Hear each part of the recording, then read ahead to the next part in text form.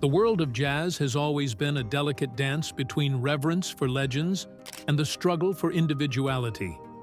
Few names carry the weight of George Benson, a man hailed as both a genius and a trailblazer.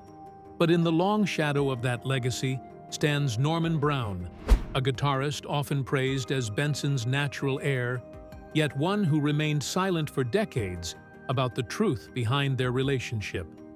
Now, at 54 years old, Norman Brown has broken his silence, and what he reveals could forever alter how fans view both men. What really happened between Norman Brown and George Benson? The story begins long before Norman Brown ever picked up a guitar. George Benson had already cemented his name in the pantheon of jazz greats by the time Norman was a young boy growing up in Kansas City. Benson's voice-like guitar tones, smooth phrasing, and ability to cross over from jazz into pop made him more than a musician.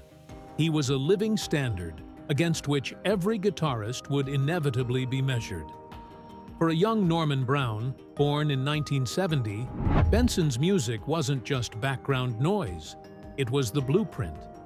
His brothers played Benson records constantly, and the young boy would sit in silence, mesmerized, imagining himself one day commanding that same magic.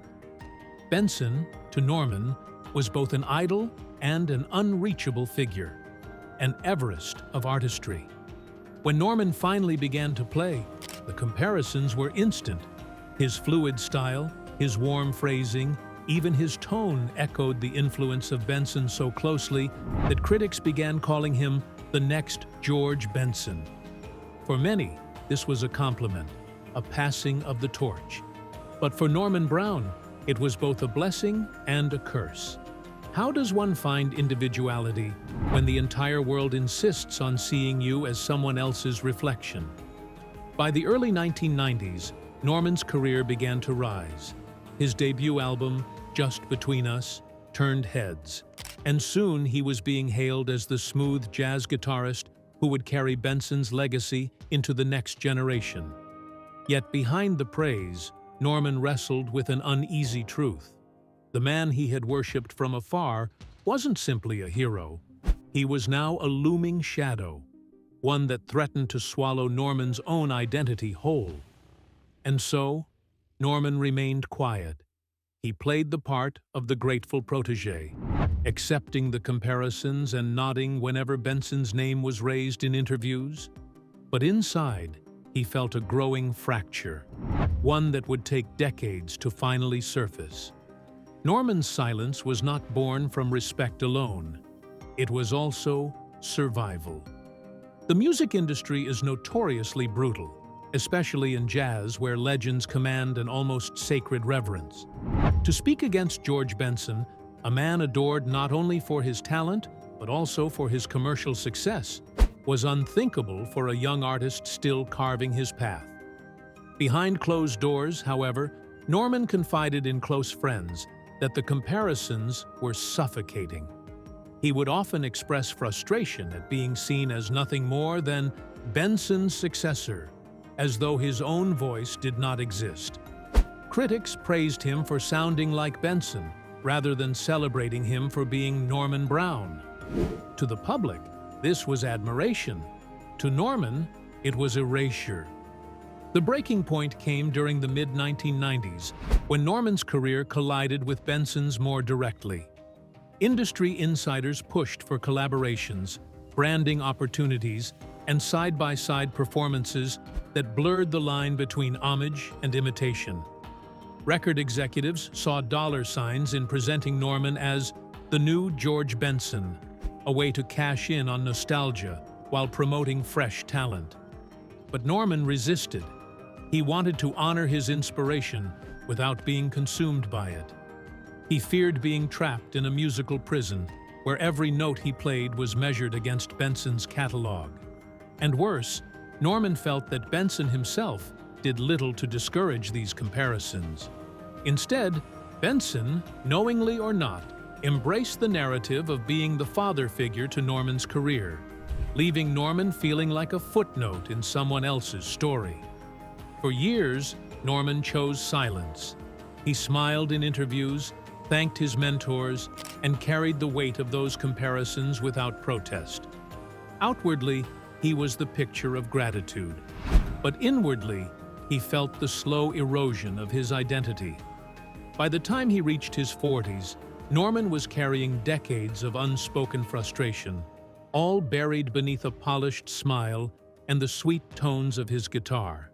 It would take until his 50s, an age of reflection and legacy, for Norman to finally decide the silence could no longer hold. To the casual fan, Norman Brown and George Benson's relationship appeared warm and respectful. Publicly, Benson praised Norman's talent, and Norman acknowledged his debt to Benson's influence.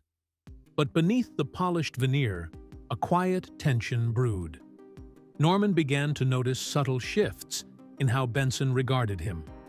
At first, Benson seemed proud, even welcoming of the younger guitarist who carried echoes of his style. But as Norman's success grew, topping charts, winning a Grammy, and gaining a loyal following, Benson's demeanor changed. Whispers began circulating in jazz circles that Benson viewed Norman not as a protege, but as a rival encroaching on territory he had spent decades securing. The rivalry was never openly declared, but it was felt in the smallest of gestures: an absent acknowledgement at an award show, a cold handshake backstage, a dismissive comment overheard by mutual acquaintances. For Norman, these moments stung deeply. He had always wanted Benson's respect, but instead, he felt a creeping sense of resentment directed his way. Industry insiders fanned the flames further. Promoters often billed Norman as today's George Benson, setting up a narrative of replacement rather than continuity. Fans debated endlessly over who played the style better, and every review of Norman's work seemed to mention Benson's name. What should have been a celebration of Norman's individuality became an unending tug-of-war between past and present. The hidden rivalry reached its quiet climax in the 2000s when Norman found himself invited to events where Benson was the headliner. Instead of solidarity, Norman often felt like the unwanted guest, a reminder to Benson of his own legacy aging in the shadow of a new generation. And so, Norman remained silent still. The respect he had for Benson was genuine, but the wounds of being forever diminished in his shadow were real. The silence became its own kind of prison. Until now, at 54, Norman Brown has finally chosen to unlock the door and reveal what he had been holding in all along. For years, the public believed George Benson had taken Norman Brown under his wing, guiding him like a father to a son in music. Interviews painted the relationship as warm and full of wisdom. Benson would occasionally speak of Norman as a talented guitarist carrying the torch, while Norman would respond with praise, positioning himself as a grateful student. But behind the scenes, Norman's memories of this so-called mentorship were far more complicated. In Norman's telling, mentorship wasn't always about lifting him up. Instead, it was about control. From the earliest interactions, Norman felt pressured to conform, not only to Benson's style, but also to Benson's standards of who he should be as a performer. Record executives would whisper, "Benson approves of you," as though the blessing of a legend was currency, something Norman had to cling to in order to maintain his rising career. And Benson, knowingly or not, wielded that influence. Norman recalled moments where his artistic choices were quietly redirected, where executives insisted that Benson's advice carried more weight than his own instincts. Producers pushed him toward smooth, commercially viable tracks that sounded strikingly similar to Benson's catalog. Even when Norman wanted to branch out, experiment, or lean into his own unique sound, he was reminded, subtly but sharply, that Benson's model was the proven formula. It created a paradox for Norman. The man who inspired him to pick up the guitar had become the gatekeeper of his career. Respect turned to unease. Mentorship felt like manipulation. And all the while, Norman wondered, was he truly being nurtured? Or was he being molded into someone else's reflection for the sake of the industry's profits? This dynamic chipped away at Norman's spirit. He admired Benson, yes, but he also began to resent the invisible leash that tethered him to Benson's legacy. Every note he played, every stage he walked onto, came with the unspoken expectation of echoing someone else. And for Norman, a man who craved his own voice, that expectation was suffocating. By his mid-30s, Norman had begun to sense that Benson's influence was less about mentorship and more about maintaining control of the narrative. And as Norman's fame grew, so did the quiet tension, an unspoken question that lingered between them. Was Norman Brown truly free to be himself? To the public, jazz was a world of elegance and artistry. But to those within it, the politics of reputation and legacy were as cutthroat as any business. And within those walls, one truth was whispered often, but rarely spoken aloud. George Benson did not like being overshadowed.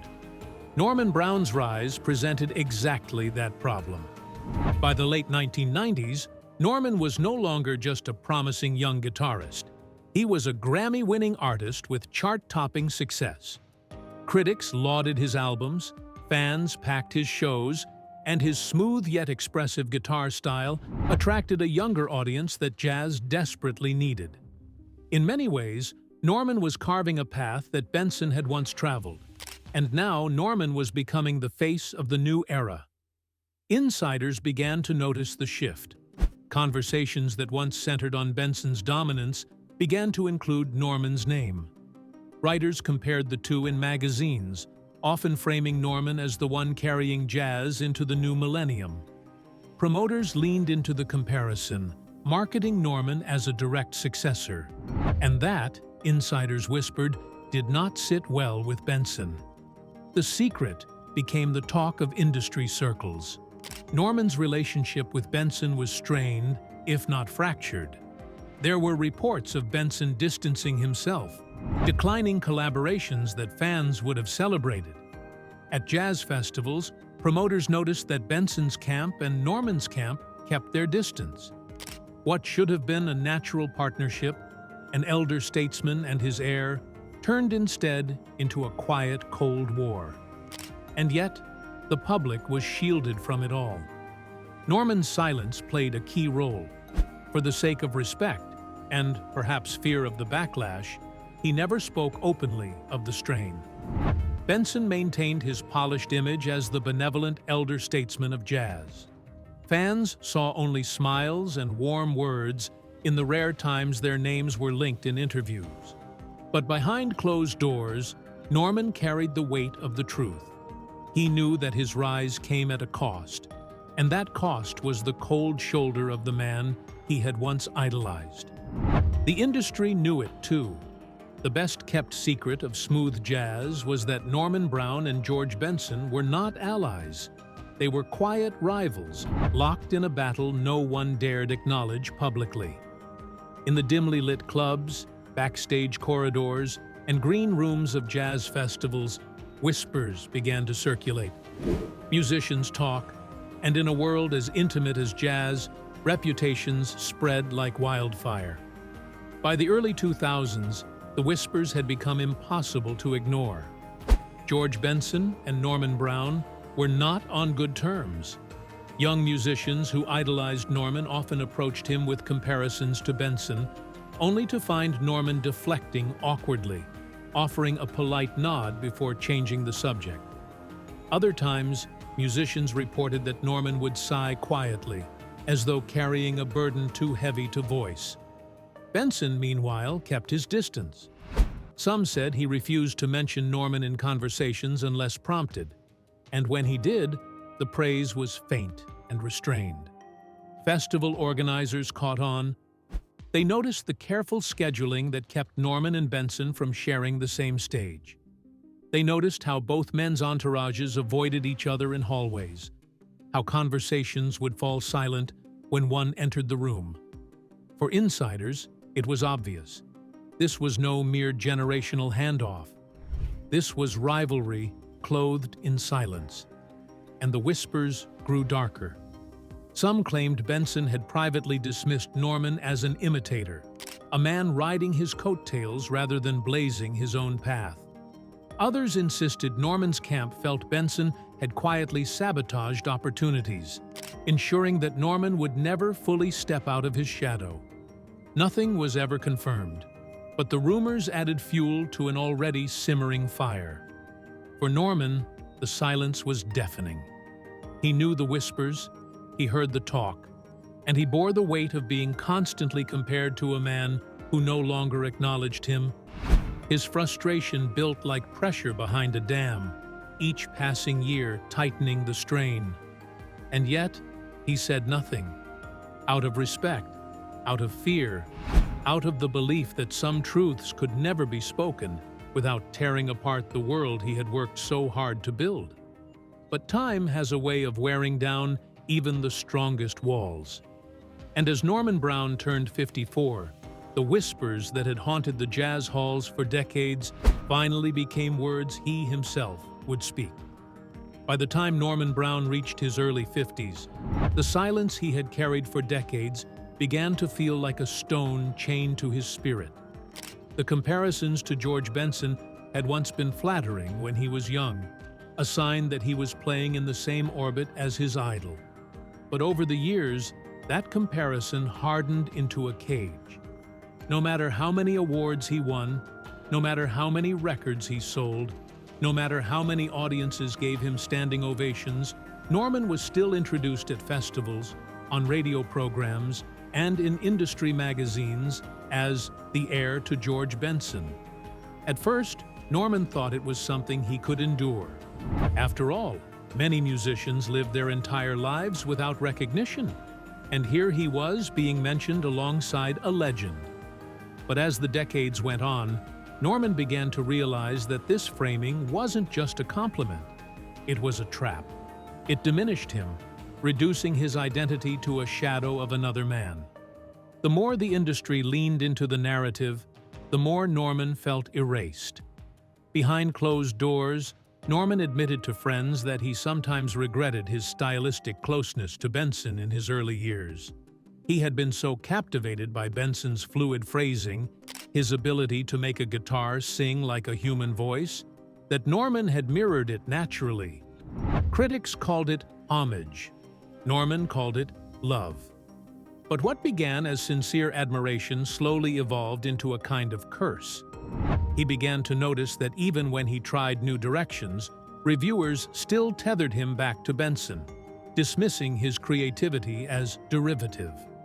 The breaking point did not come suddenly. It built over years like water swelling against a dam. Norman felt it when he was booked at festivals where his name was placed in Benson's shadow, with posters hinting at him as the modern Benson. He felt it during interviews where questions about his music inevitably twisted into questions about Benson. And he felt it most sharply when fans, meaning no harm, would walk up to him after shows and say, "You sound just like George." But the night of his breaking point came in a way that felt almost cruel.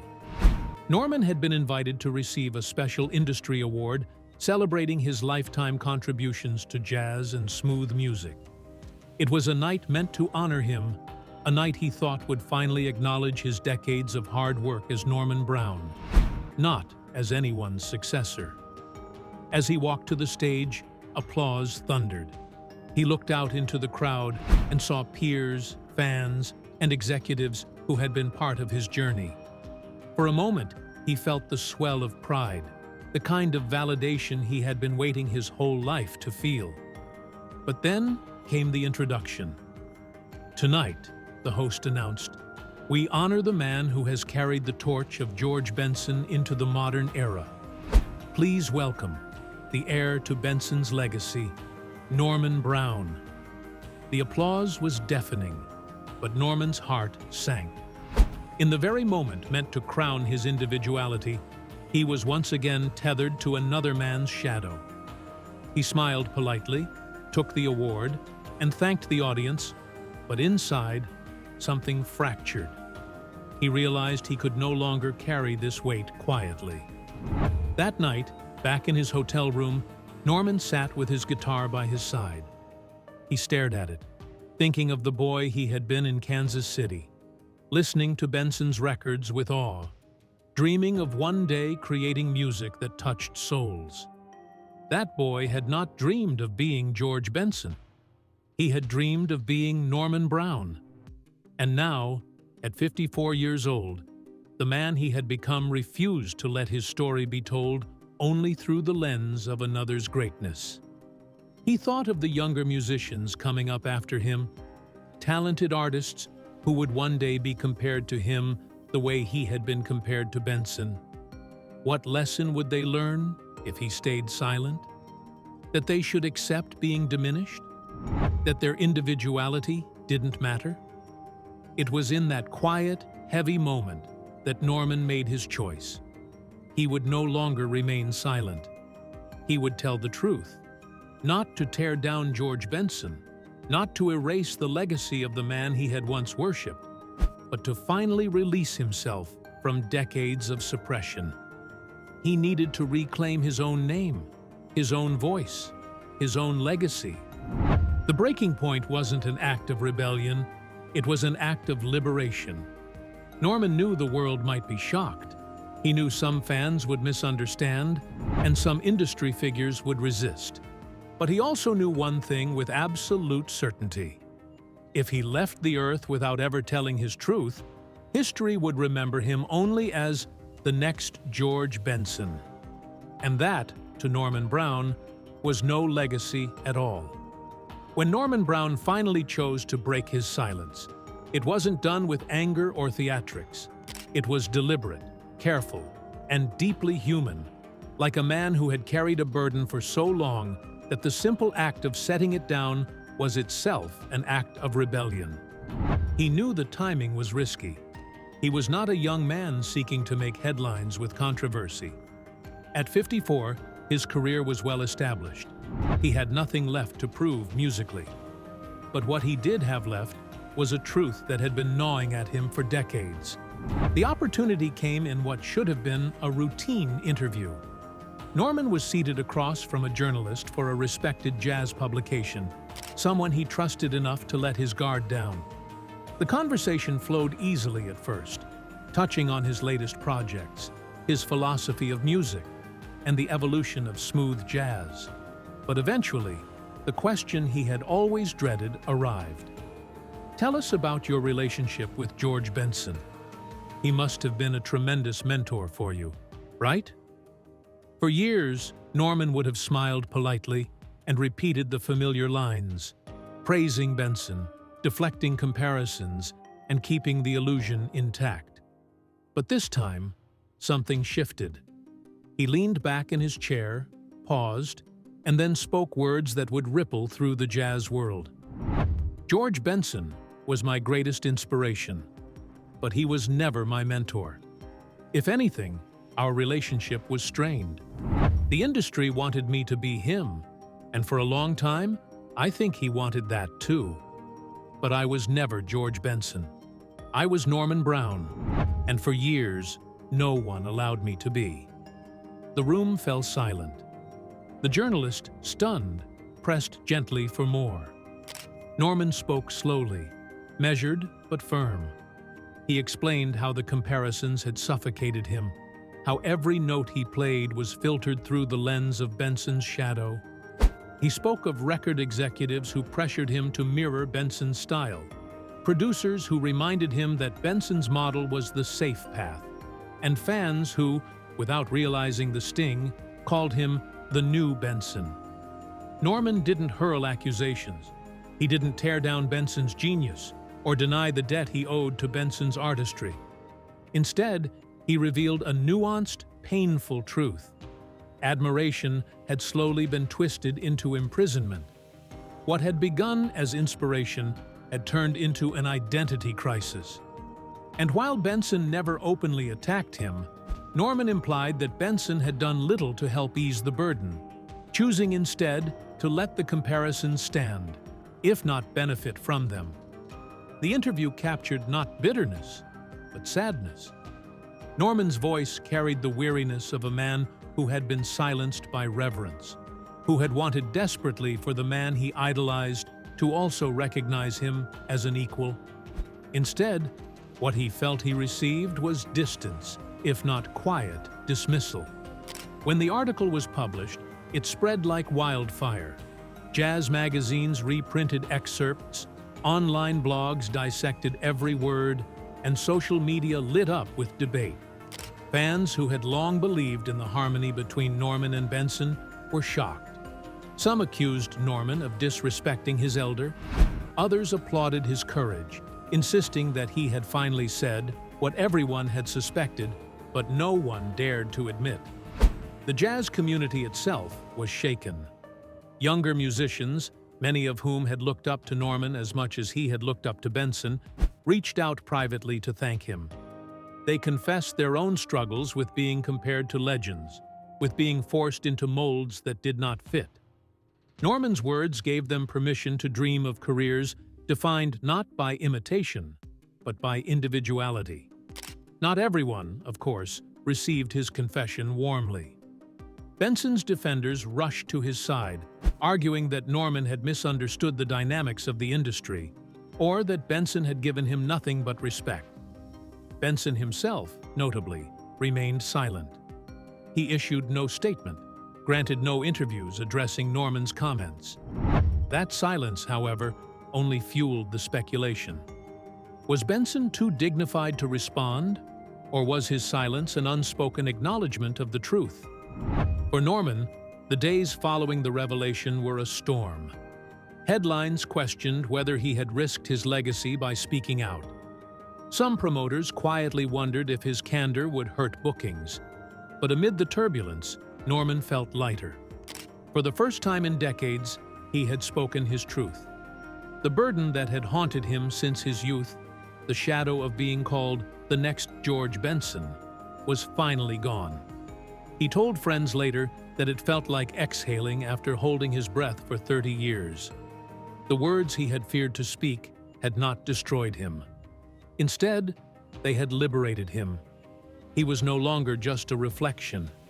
He was Norman Brown, flawed, honest, and free. And in that moment, jazz itself seemed to change.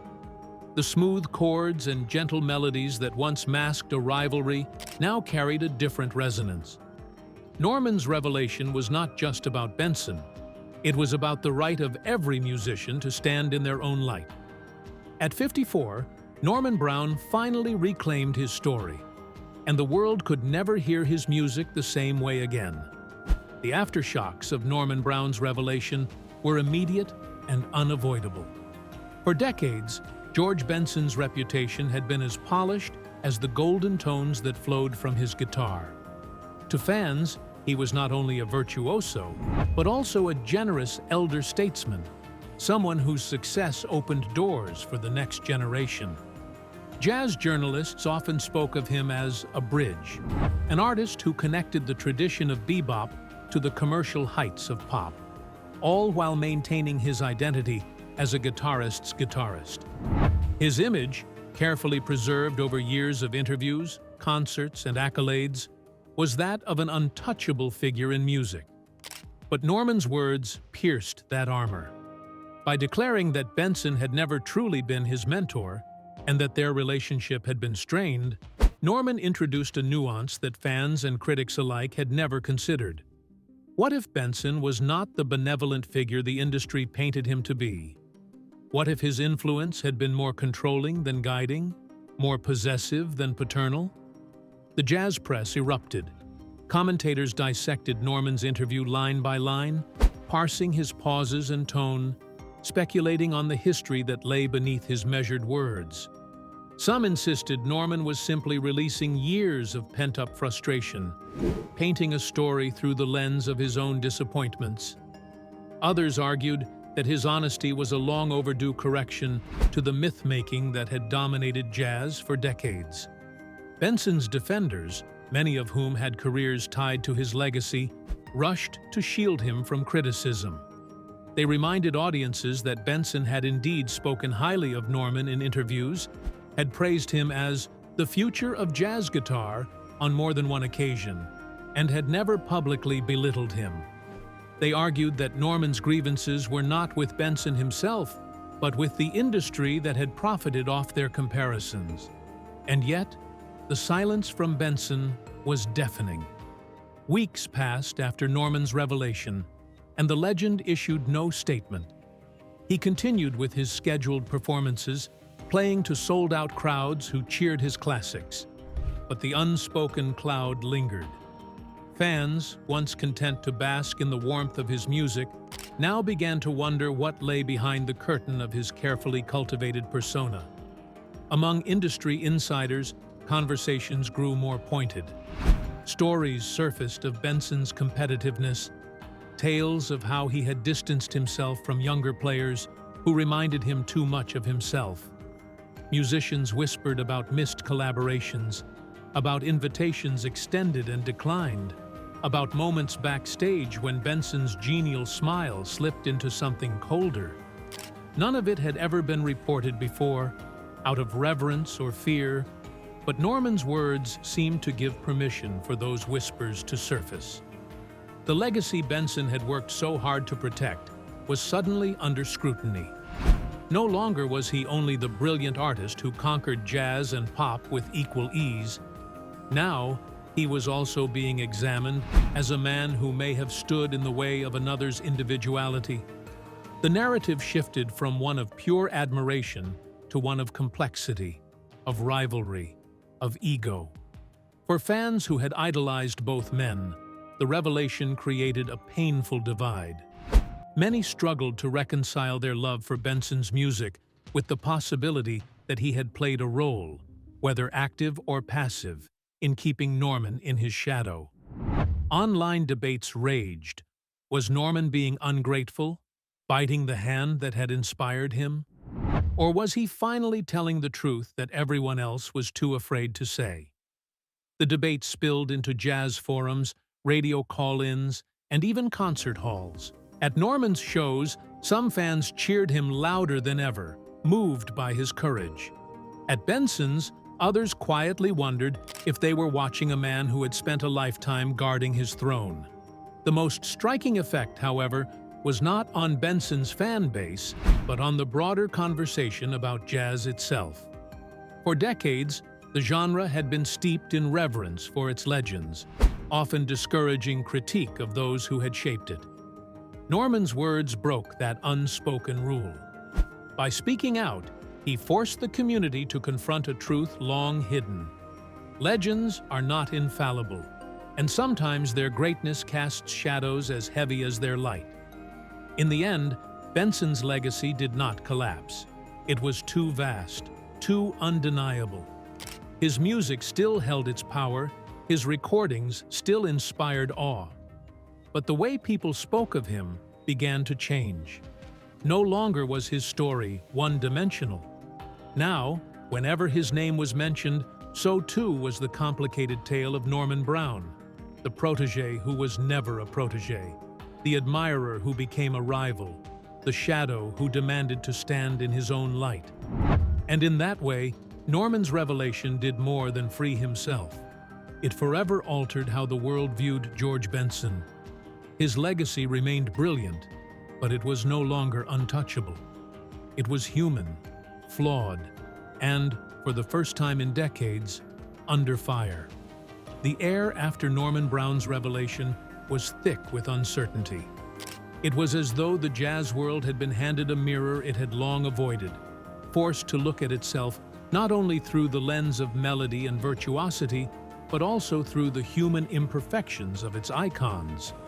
George Benson, for decades the face of crossover jazz success, now stood in the eyes of many as a man whose brilliance could not fully shield him from questions about ego, mentorship, and missed opportunities.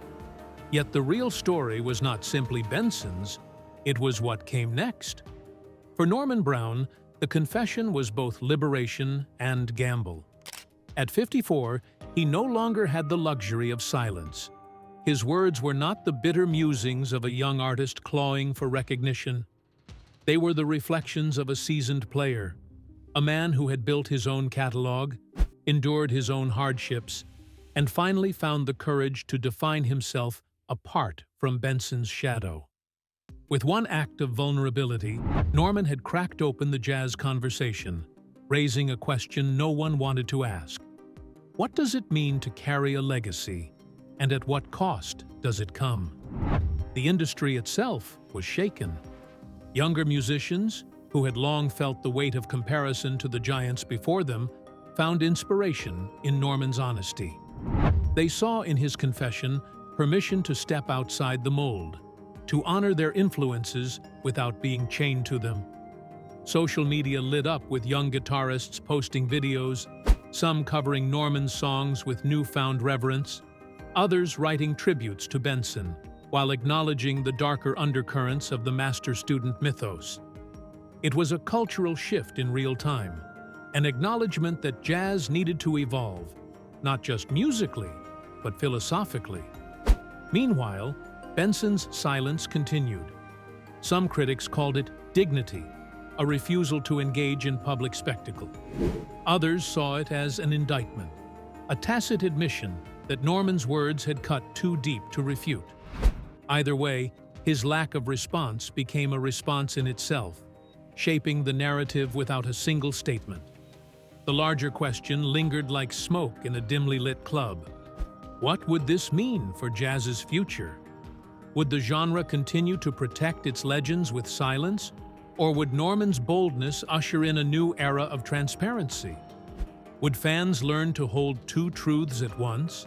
That a man could be both a genius and a flawed mentor, both an inspiration and an obstacle?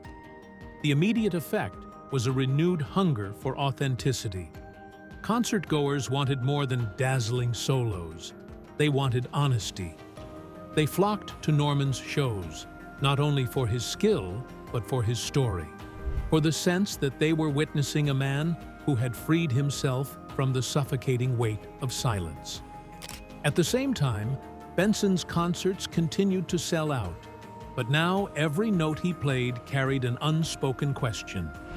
Was this brilliance shared freely, or was it always guarded, kept close, rationed to protect his place in history? Jazz historians began rewriting their narratives. For decades, textbooks and documentaries had presented Benson as a singular mentor, the torchbearer who passed his light to Norman. Now, new drafts were being sketched with nuance, acknowledging that the torch was not freely given, but perhaps seized, shaped, and redefined by Norman himself. For the first time, Norman Brown's name was not simply a footnote in Benson's story, but a headline in his own right. Perhaps most importantly, Norman's revelation ignited a conversation among artists across genres. Rappers, singers, and classical musicians drew parallels, speaking out about how mentorship often masks rivalry, how inspiration can be both gift and burden. Jazz had always been a microcosm of larger cultural truths, and once again, it was serving as a mirror for the human condition. And so, the future of jazz was no longer just about chords, scales, or innovation. It was about honesty. It was about letting legends remain legendary while also acknowledging their humanity. It was about younger musicians finding the courage to walk alongside their influences rather than beneath them. Norman's confession, painful though it was, had carved a new path for the next generation. In the final analysis, George Benson's legacy would not be erased. His recordings would still shimmer with brilliance. His influence would still echo through countless guitarists. His voice would still croon through timeless tracks. But it would never again be unchallenged. Norman Brown had ensured that, and in doing so, he had not only freed himself, but also reshaped the contours of jazz for years to come. The jazz world, once so careful to preserve its legends as saints, had been reminded of a truth as old as music itself. Greatness is never without complication. And perhaps, in that very complexity, the music finds its deepest resonance. Norman Brown's confession shattered decades of silence, exposing a rivalry long hidden in the smooth melodies of jazz. George Benson's legacy, once untouchable, now lives under a new light of scrutiny. What do you think? Was Benson a mentor or a gatekeeper? Share your thoughts below, and don't forget to subscribe for more untold stories behind the music.